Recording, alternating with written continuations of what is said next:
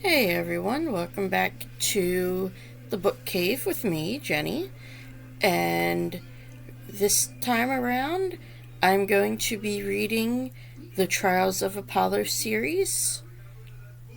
And I look forward to this. I'm hoping I'm going to enjoy it. I have read a few other Rick Riordan books. I did read the Kane Chronicles, and I also read Percy Jackson and the Olympians, and I enjoyed both of those. And I decided, since a friend was reading these, I'm going to go ahead and buddy read them with this Goodreads friend. And yeah, I'm sure I'll enjoy them, but I do want to get to Heroes of Olympus relatively soon as well, so that will maybe be my next project for Rick Riordan. I'm not sure. But yeah, so join me for the ride through this series. The Hidden Oracle was a pretty middle grade book. It definitely had the kind of middle grade feel throughout much of the beginning. I do feel like it shifted more towards YA towards the end. And some of the notes that I took down on my phone was that Apollo was really annoying. I didn't find Meg as annoying as I know some other people had. She was a little bit, but not as bad as Apollo. Apollo's more annoying because he's kind of full of himself, thinking he's better than everybody. There was some cute moments. He goes to meet Percy Jackson. He goes to his apartment and meets Percy's mother, and she is 7 months pregnant. And he makes the comment, there's something wrong with her abdomen. And she says, well, yeah, that's what happens when you're pregnant. And he makes the comment, he couldn't imagine that. The gods just give birth whenever they please, pretty much. It's not kind of like the human 9 months thing. So that was an interesting and funny little scene there, just to know that, okay, yeah, it does make sense that the gods could just be like, okay, you're just fully formed from nothing.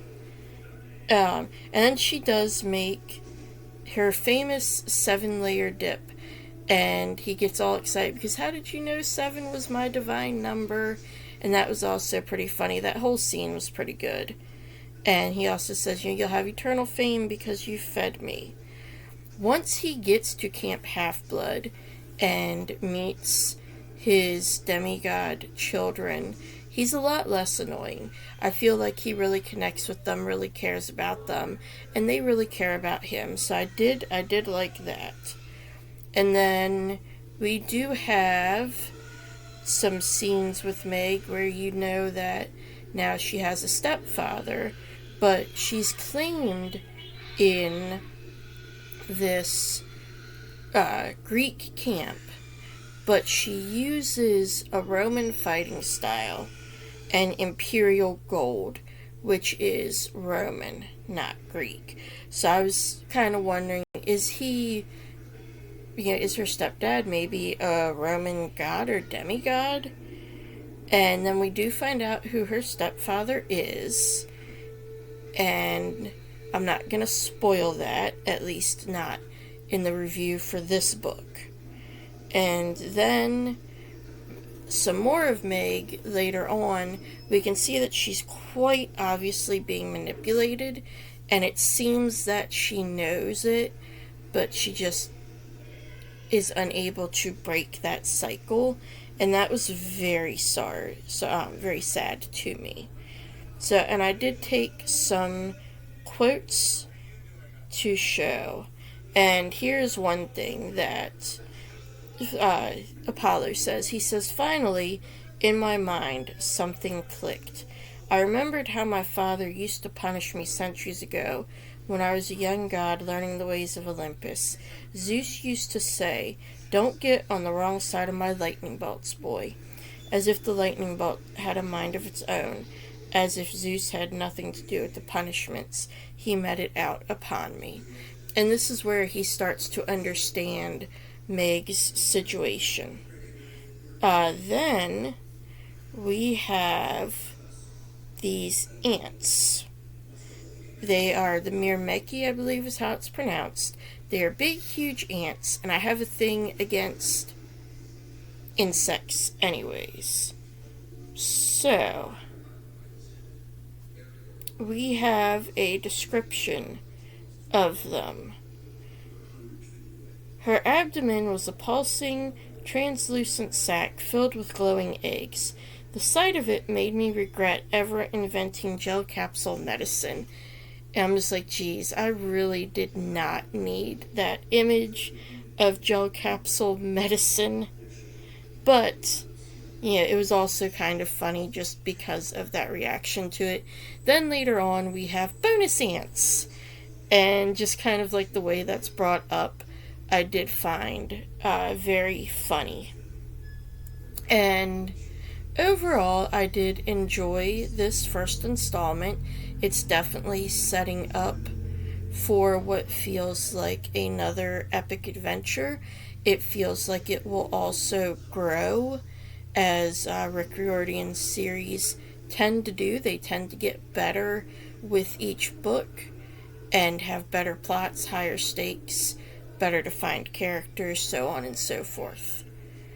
And book 2 will bring back some characters from the Heroes of Olympus series, which I have not read much of it. I've read the first book a while ago, and I do know that these characters are from that series, just from remembering their names from the first book.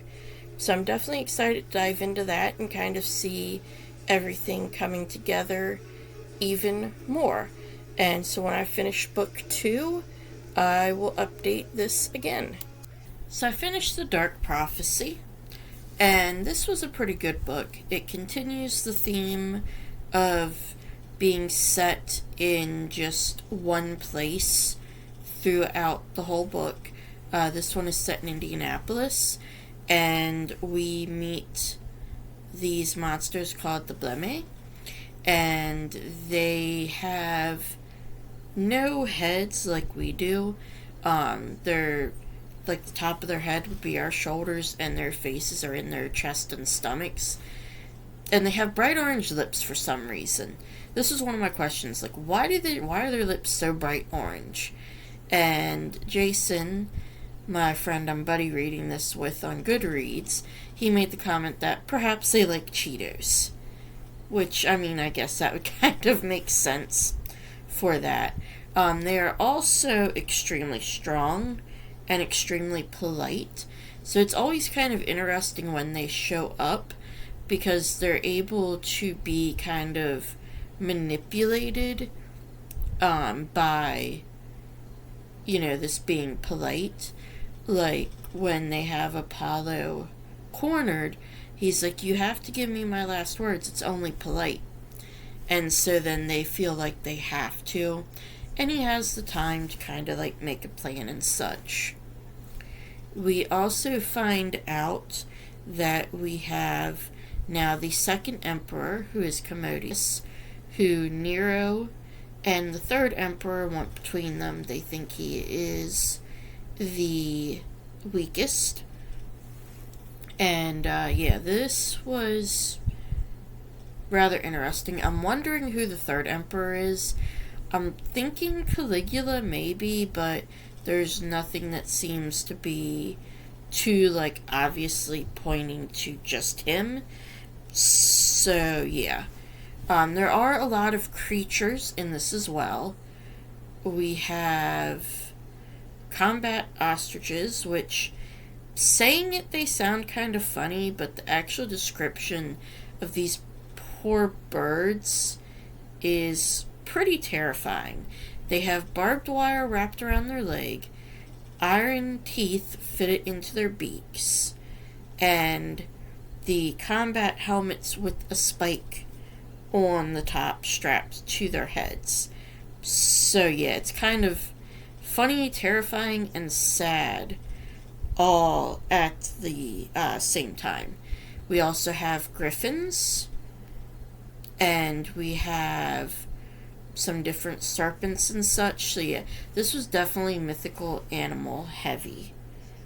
And then we get the whole backstory of Commodus and Apollo, which is pretty sad and tragic, and it's just kind of a culmination of a lot of bad choices and such. And we do get some pretty good quotes. We also meet the character that Ulysses, who is Meg's half-brother. His mother is Demeter as well. His father is King Midas. And Ulysses says, Demeter is my mother too. Her children make the best swordsmen. We understand the need to reap. It's just the flip side of sowing, isn't it, little sister? And that's kind of an interesting way to look at it. I suppose it is true in a way. And then we get a lot of banter between Calypso and Apollo. And I feel like this is pretty well done. We kind of get why Calypso wouldn't like him. A lot of it is very slapstick-like. And, for example, when they're going on this little train ride at the zoo to try to get to the Griffins, they're arguing over how to make the train go faster. It's not moving very fast, it's not very high off the ground. They get into a shoving match. Apollo pushes Calypso off. She simply stands up and starts walking beside it. And they start kind of verbally sniping at each other. If you do this, if you do that. And, they have a pretty good banter going. It's funny, it's just enough to take, the edge of tension off, really. And so then we have this scene where her and Leo are thinking about trying to go to high school. And Apollo says, you, a formal immortal even older than I, you want to go to high school? And Leo says, neither of us had ever had a chance of a normal life. We would like to see, Calypso continued, what we would be like together and separately in the mortal world. And so yeah, that kind of, makes sense in a way. They've been thrown together, Leo and Calypso, and really Apollo, in these dire situations. And demigods are usually in dire situations anyways, so it kind of makes sense, Leo would want a chance at a normal life. And of course, we still have the arrow of Dodona. And then we also meet another pantheon, where we have Ojama, who goes by Jimmy, and he mentions the Yoruba, which are a pantheon of gods from Western Africa. And when they're fighting Commodus, he uses red lightning. And so Thalia, who we meet again, she says, he's not from the Olympians, is he? And Apollo says, no, different tradition and parentage entirely. Thalia says, you mean from other gods? Of course, says Apollo. And she says, how's that possible? Other pantheons of gods side by side. And Apollo says, how could it not be possible?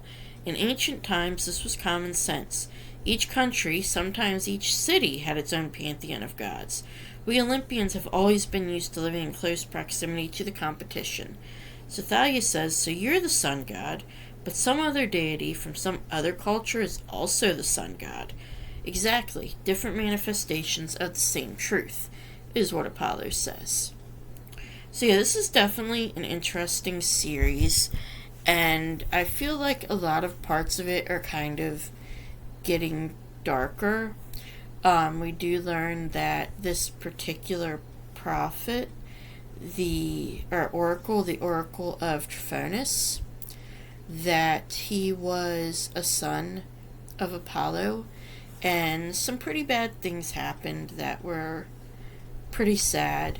And yeah, the ending of that and the whole like battle for the way station where Apollo has found refuge is just really like dark and sad, and it's definitely kind of aging these books up a little bit, and I do like that because, you know, while I don't always mind middle grade, sometimes you can go a little too middle grade, and this I feel like is kind of more like high middle grade, even, you know, a little bit of young adult. And yes, I'm definitely excited to continue on with this series. I'm going to work on Camp Half-Blood Confidential next, and then I will go on to book 3, and I will have to see where the Camp Jupiter handbook comes into this series. I think it's either after book 3 or book 4.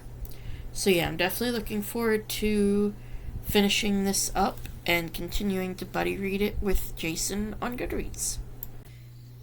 So I finished Camp Half-Blood Confidential.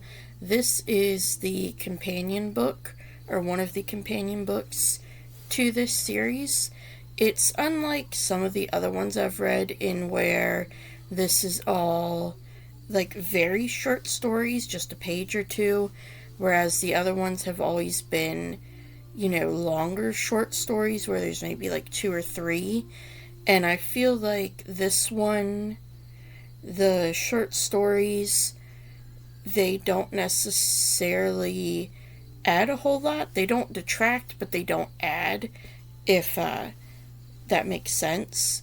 They don't feel necessary, whereas the other ones, they kind of add either to the characters or like they show something from a different point of view that happened, something like that. This is still a fun little book. You know, if you enjoy Rick Riordan, I feel like you will enjoy this. And it is kind of fun where it has different mentions of things that are written by the Peliacos, which are geyser gods that are from the first book in this series, and they kind of like want to promote Camp Half-Blood, and so you get to see their little like tourist brochure, which is pretty fun. And then this is also has excerpts from the orientation video that was mentioned in Percy Jackson and the Olympians, and that was pretty fun as well. So all in all, it's fun, but unless you really, really like Rick Riordan, I don't feel like it's necessary to read this. So I'm moving on to The Burning Maze and continuing along with this fun series. So I finished The Burning Maze, and this one continues with how the first two, they stayed in one location. This book also stays just in California, and this one does have one of the best Riordan scenes that I can remember reading, and that is the beach after they get out of the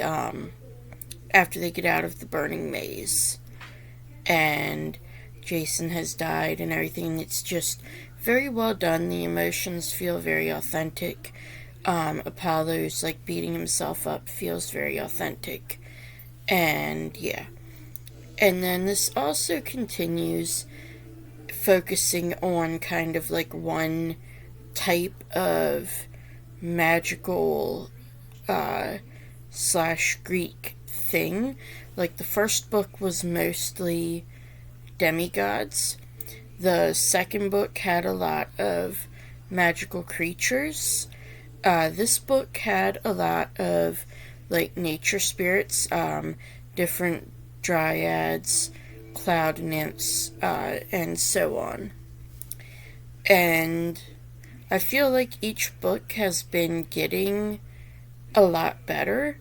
So I'm definitely excited to, get on to the Tyrant's Tomb and the Tower of Nero and see kind of how those go, and see how Apollo continues to grow and how Meg honestly continues to grow. She has grown quite a bit, I feel. She's not as annoying as she was at the beginning. And like I said, I never found her super annoying, just slightly. So that may be, again, more to do with me. But yeah, so I'm really enjoying going through this series and kind of meeting the new characters and seeing some of like the old characters come back. So I'm going to start on book 4 and I will update you all later. The Tyrant's Tomb was just as good as The Burning Maze. It has one of, again, the most emotional scenes in the series so far, and like the aftermath of the battle for New Rome was done really well.